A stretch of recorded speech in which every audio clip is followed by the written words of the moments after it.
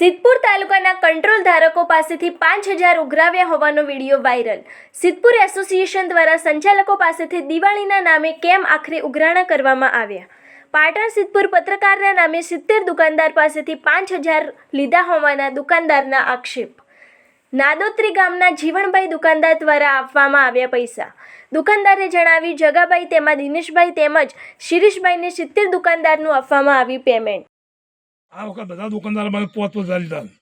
બધા દુકાનદારો પાસે હા 5,000 રૂપિયા હા એટલે જગો લીધા એમાં હા જગ્યાએ લીધા જગત બિલકુલ લે અને પેલા પ્રમુખ એ પ્રમુખનું જગો અને 3-4 જણા છે। પેલો મુકેશ રાહલુપર હા હા હા મુકેશ નાઈ હા હાલો વાળો ભાઈ દિનેશ અને શિરીષભાઈનો જગો આ 5 જણા 70 દુકાનો પાસે 5,000 રૂપિયા એટલે 7 × 5 = 35 એટલે 1.5 લાખ જેવું તો થયું ને। એટલે બધા ભાઈ પાટણ ને સિદ્ધપુર ને બધા પત્રકારોનું કામ પતાવી જાઉં। ઓકે હા હા હા અરે હું આવું ત્યાં વાંધો નહીં તમે તાર વાત કરી લેજો કશું વાંધો નહીં।